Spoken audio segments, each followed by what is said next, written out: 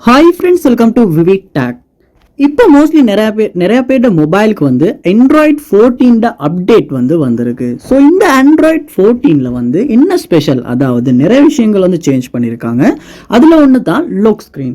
So lock ஸ்க்ரீன்லையுமே நிறையாவே customise பண்ண முடியும் மாதிரி, அதாவது கஸ்டமைஸ் பண்ணி நமக்கு தேவையான மாதிரி அட்ஜஸ்ட் பண்ணுற மாதிரியான நிறையவே ஆப்ஷன்ஸ் கொடுத்துருக்காங்க. ஸோ இந்த வீடியோவில் நம்மளுடைய Android மொபைலில் Android 14 நம்மளுடைய மொபைல் லாக் ஸ்க்ரீனை எப்படி நமக்கு தேவையான மாதிரி கஸ்டமைஸ் பண்ணுறது அப்படின்றத தான் பார்க்க போறோம்.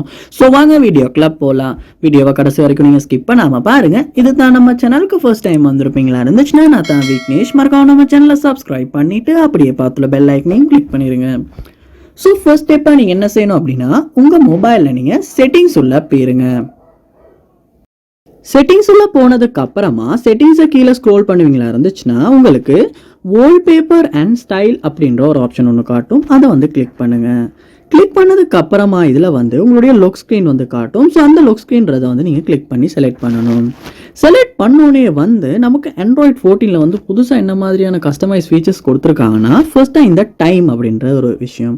ஸோ இந்த டைமை நம்ம கிளிக் பண்ணுவோமா இருந்துச்சுன்னா நமக்கு தேவையான மாதிரி இந்த டைம், அதாவது இந்த லேட்டஸ்ட் நம்பர்ஸ்ட ஃபார்மட்டை ஸ்டைலை நம்மளால் சேஞ்ச் பண்ணிக்க முடியும். அந்த மாதிரி நமக்கு தேவையான ஸ்டைலை சேஞ்ச் பண்ணிக்கலாம். அடுத்து இந்த கிளாக்ட ஸ்டைலையுமே நம்மளால் நமக்கு தேவையான மாதிரி சேஞ்ச் பண்ண முடியும்.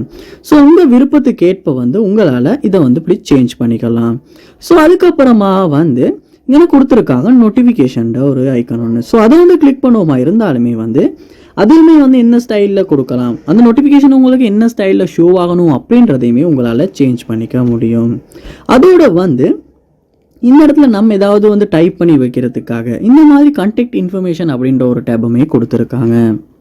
இந்த கான்டாக்ட் இன்ஃபர்மேஷன் அப்படின்றது நம்ம மொபைலை லாக் பண்ணதுக்கு அப்புறமா இந்த இடத்துல இந்த மாதிரி தான் ஷோ ஆகும். ஸோ இதில் நம்ம மோஸ்ட்லி நம்ம மொபைல், அதாவது நம்ம மொபைல் ஒரு லாஸ் ஆகும் அப்படின்னா நம்மளுடைய மொபைலை வச்சு அதை லாக் ஸ்க்ரீனை ஆன் பண்ணும் போது நம்மளை கான்டாக்ட் பண்ணுறதுக்கான ஒரு டீட்டெயில் கொடுக்கறது தான். ஸோ இங்கே உங்களுடைய மெயில் அட்ரஸ் கொடுக்கலாம், ஃபோன் நம்பர்ஸ் கொடுக்கலாம், இல்லாட்டி உங்களுக்கு விருப்பமான மாதிரி கூட எதை வேணாலுமே டைப் பண்ணலாம். ஸோ இப்படி தான் நம்மளுடைய Android 14 நம்ம மொபைலில் லாக் ஸ்க்ரீனை கஸ்டமைஸ் பண்ணுறதுக்கான ஆப்ஷன்ஸ் கொடுத்துருக்காங்க.